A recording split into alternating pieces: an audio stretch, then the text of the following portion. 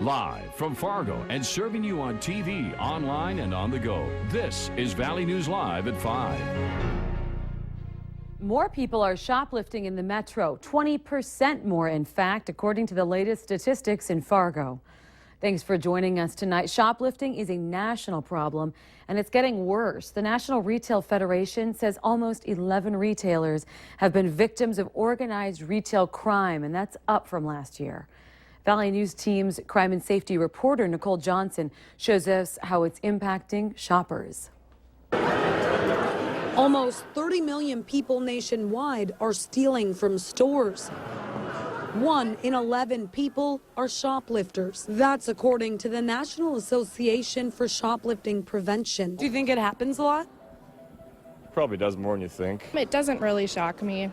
I feel like policies should be a little bit stricter for shoplifting. Allie Ward worked in retail for years, and she's seen numerous customers stealing things. It's saddening. Usually it's people who have admitted that they've been doing it all of their life, and most of the time they claim that it's because they don't have the money for it. Organized retail crime costs the industry as a whole around $30 billion each year, according to the National Retail Federation. Fraudulent and abusive returns are costing retailers almost $20 billion. Some stores are forced to raise prices, and experts estimate the average family pays more than $400 extra a year due to shoplifters. While some stores go after shoplifters, others have policies against employees doing anything themselves and call police or security. What do you think about stores that their policy is don't go after shoplifters? I definitely think that they should go after shoplifters, or the problem won't stop. You don't want them getting hurt, but you don't want them getting out the door either. So, I mean, that's the whole point. You got to stop them before they get out the door, or else you're probably not going to catch them. Experts say shoplifters get away with it more than they're caught and are turned over to police about half the time. Nicole Johnson, Valley News Live. In North Dakota, theft is a misdemeanor charge, but could be a felony if the stolen stuff is worth more than $1,000. We made it above zero today, so let's call it a decent day.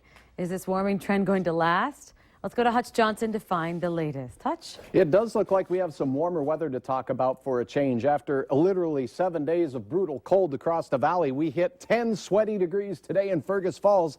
That's the high so far. A lot of zeros up along the international border and a high of 3 below for Babe the Blue Ox in Bemidji. And that's where we see the coolest temperatures right now. 7 below in Bemidji, Wadena 4 below, Grand Forks 2 below. Factor in the winds and we have wind chills as cold as 26 below in Langdon, where it remains very frigid indeed. Your hour-by-hour forecast for Fargo-Moorhead tonight shows mostly cloudy skies and temperatures that fall fairly quickly in the early overnight hours, close to 10 below by midnight.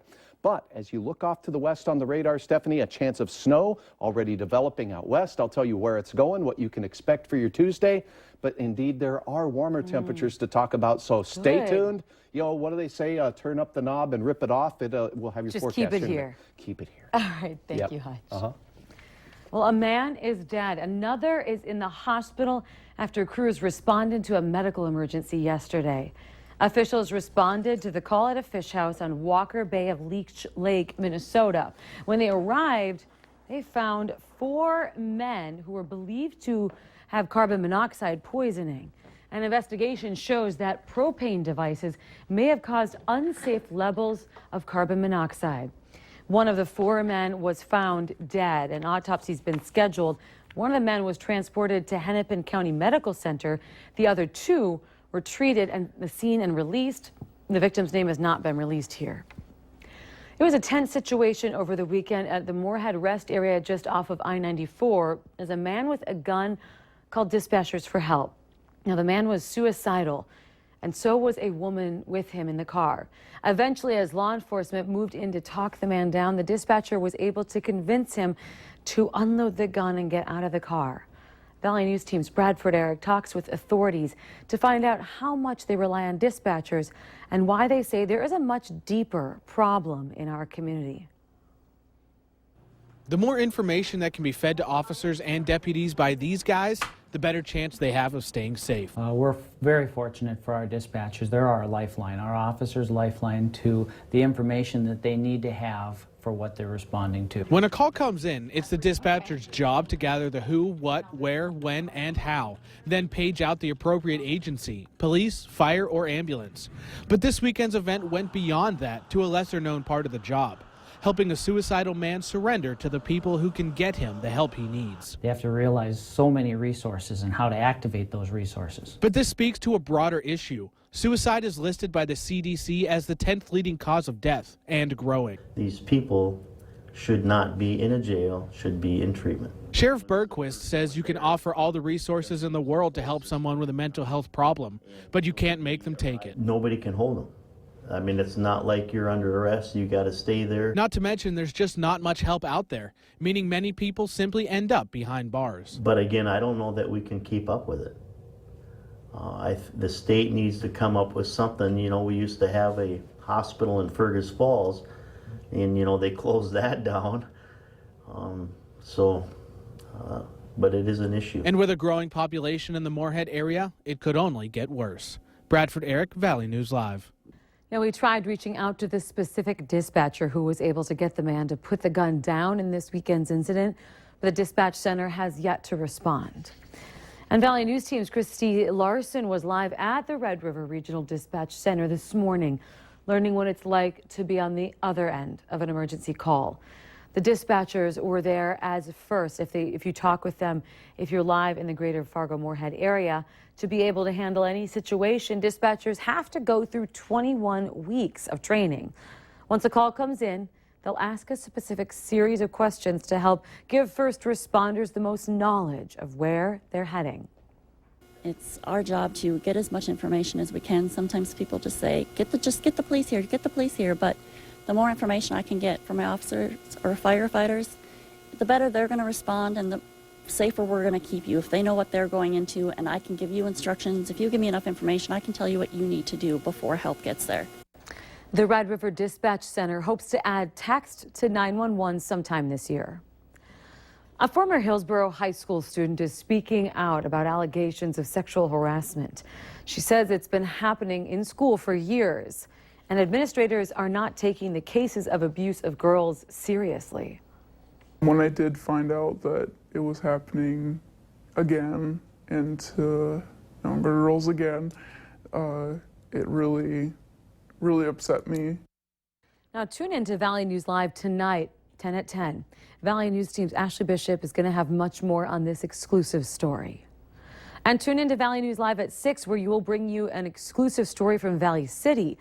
It's more emotions are high, threats are being made, and government jobs are on the line inside the Barnes County Social Services office. Someone called our Whistleblower Hotline, claiming the director was harassing staff. Now, we went to Valley City today to find out what's going on. County Board Chairman Mike Metcalf also is not happy with the workers' complaints and was offered a very blunt response. I want some professionalism downstairs. When somebody asks a question, they get a decent response from everybody. And if I got to move into that frickin' office, I will. Well, tonight, only on Valley News Live at 6, Christine Stanwood sits down with the Director of Social Services, Rick Bolonchuk, and asks him about the harassment claims against him. Now, if you need help uncovering fraud or corruption or any issue in your community, call our Whistleblower Hotline at 701-237-6576. Leave your tip with us, and a member of our investigative team will get on the case and go to work exposing the truth. A cold morning in Washington, D.C. did not keep folks from heading to the Martin Luther King Jr. Memorial on the National Mall. Visitors went to honor Dr. King's birthday and listened to words from FBI Director James Comey. Now, Comey says he wants law enforcement and the communities that they protect to grow closer together, not further apart. Harry Johnson is the president of the Memorial Foundation that built this memorial. He says Comey's remarks regarding law enforcement and community are spot on. We need law enforcement, we need community. So I think his words are transparent. They mean a lot to all of us, and they should mean a lot to the community as well.